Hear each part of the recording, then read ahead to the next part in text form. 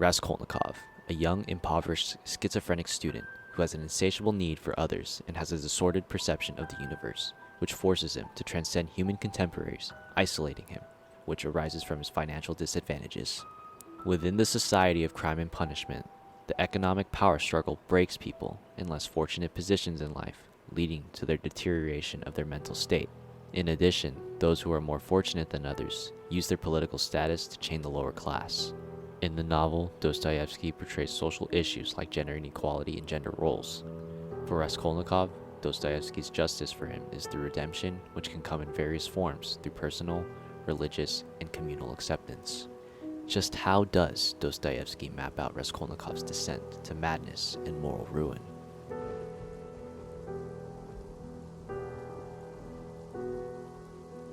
The letter serves as a wake-up call for Raskolnikov's financial condition and how he sees himself as a person.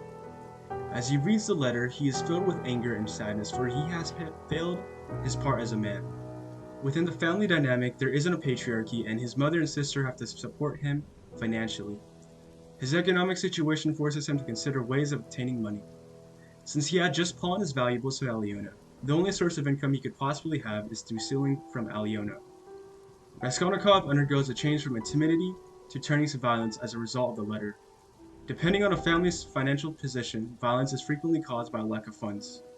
The reason for this is because society often looks down upon individuals who are dirty or uneducated, and money has taken over society's thoughts and attitudes towards people. Some people do not have enough, while others have an abundance of it. Money can determine what people can do with their lifestyles, and if used wrongly, it can affect other people's lives. For these reasons, Raskolnikov has turned towards violence in order to alleviate some of his family's financial concerns towards him. Raskolnikov reads that his sister Dunya puts up with her job as a governess and is harassed by her employer named Sergei. In addition, he also reads that she is considering marrying a suitor named Lucien in order to raise her family's social status to something higher than what they are currently at now. Raskolnikov hates the idea that even though Dunya is poor, she is willing to put her family first before herself, leading on to why Raskolnikov desperately needs money and will do anything to have it.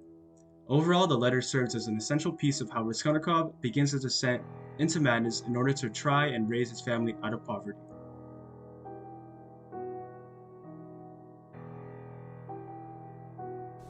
Raskolnikov's family dynamic throughout the novel is shaky to say the least, and shows signs of toxic dependence which seep through the dialogue of the characters. That is most prevalent with the pressure placed on Raskolnikov's shoulders to succeed as a law student and to get a job to support his mother and sister. This dynamic is based on the principles of the man of the house, old school mentality, which was very common before and still is now in some places. The problem with this scenario, though, is that the stress level that comes with having the responsibility to live up to the expectations set by your family is mentally draining and causing Raskolnikov to become very dependent on his family sending him money. Due to the immense pressure he is under, Raskolnikov searches different avenues to find revenue to support his family, because he knows becoming a successful student is almost impossible with his economic standing in society. The money his mother can scrape together is barely enough to feed him, and not for very long. The social hierarchy is pivotal to the situation Raskolnikov is placed in, because it's due to his society around him, which revolves around money and power, that he is starving in the first place. Raskolnikov is constantly thinking of different ways he could kill Alyona Ivanova and take her money, centering his goal around the money so he can support his family, because his family is in a situation where they have no money and are constantly trying to find new ways to get money to better their lives. Which brings up why Dunya is trying to marry Luzmin. She knew that the burden of becoming the provider was too much for a person like Raskolnikov, who is not a strong person but weak and cowardly, so she assumes the role of the provider once more, as she had been temporarily providing, waiting for Raskolnikov to take up the role. She does this because she knows she can find wealth in Luzmin and chooses to sacrifice herself due to the ugly truth that in her place in the social hierarchy, she could never find wealth or enough money to sustain her family without marrying herself to a wealthy man. Raskolnikov cannot accept that as her fate, because he cannot let go of being the provider of the family, and takes shame in the fact that his sister has to prostitute herself off to an elderly man for money.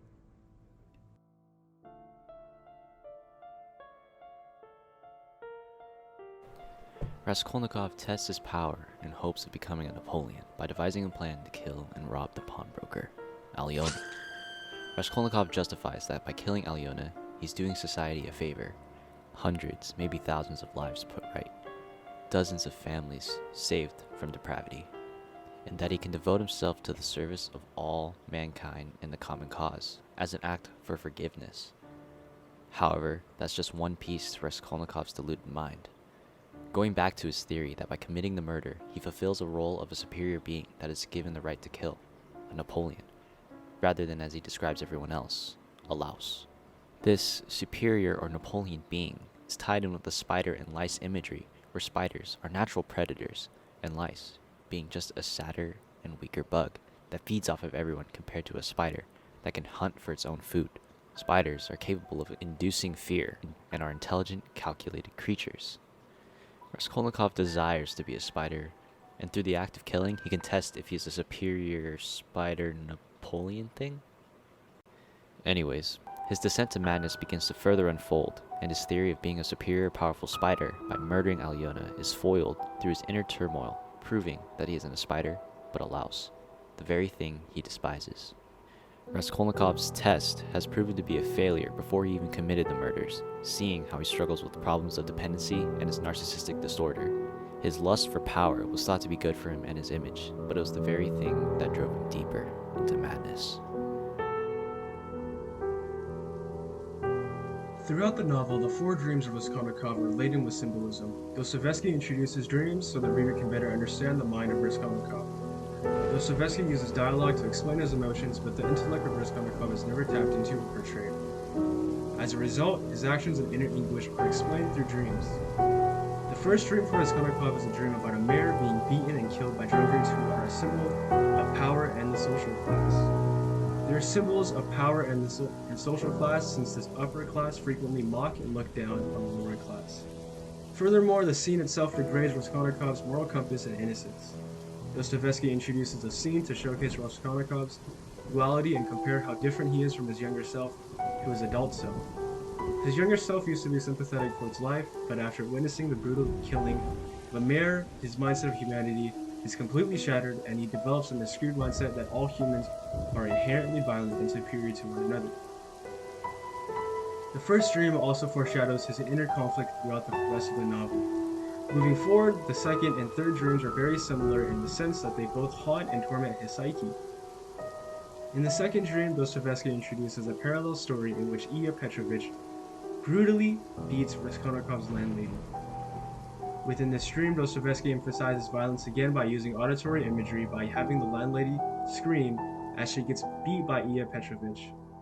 In addition, as the landlady gets beat, bystanders watch the scene unfold without stepping in to do anything, showcasing how society will not step in to help others in need because of social values and uncertainties. People often will not step in to help another person because they believe it's none of their business or because they believe that person deserves it. Dostoevsky depicts how society is sometimes selfish for their own sake and will not risk their lives for the benefit of others. The third dream is like the second, except it is not held in a parallel story, and Raskolnikov kills Alyona once more. However, Alyona does not die and perpetually laughs at him. Alyona's inability to die within the scene portrays how far she has tormented Raskolnikov and broken his idea of being superhuman. When she laughs, it is a symbol of her destroying his pride and humiliating him, because he comes to realize that he does not measure up to his idea of superhuman. Finally, the last dream that Raskolnikov experiences is when he is in a Siberian prison, meant for him to reflect on his actions, and in the prison he has fallen ill. In his illness, he dreams about a microscopic bug that has infected people and driven them mad. The infected consider themselves intelligent and unshakable compared to the unaffected. Raskolnikov described his dream by stating, "The most ordinary trades seized, but because everyone offered his own ideas, his own corrections, and no one could agree, the dream is a portrayal of what happens to society if everyone thinks of themselves higher than others." After this realization of how society will fall if everyone had an extraordinary mindset, Raskolnikov no longer thinks of himself better than society and becomes normal. Raskolnikov has come to his senses and regained his lost sympathy for society and corrected his mindset about people. During the epilogue, Raskolnikov truly breaks all sense of self-worth as he is put into trial for confessing the murders of Alayana and her sister Lizaveta. Throughout the confession in the trial, Raskolnikov is cold and shows little to no sense of remorse, displaying his broken sense of morality. During his time in prison, Raskolnikov is a social outcast and shuts himself off from the rest of the prisoners and questions his life decisions.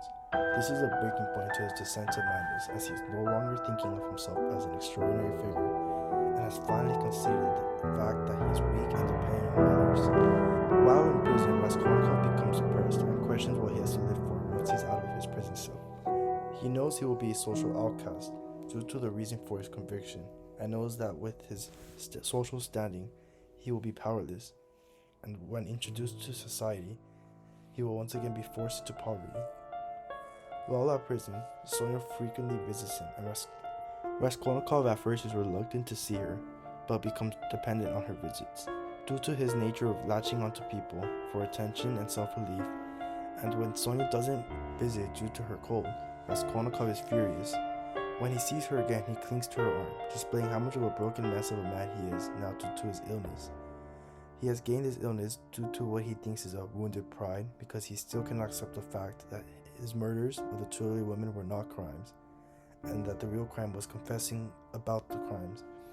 When he sees Sonia, he breaks down in tears, begging her to show him religion and help him find God like the way she has. Raskolnikov is finally at this point a shell of a person he once was, and has no pride and no self-beliefs. And when he has nowhere else to go, he leeches onto the ideas of God as a last resort to salvage what little will to live he has left in him.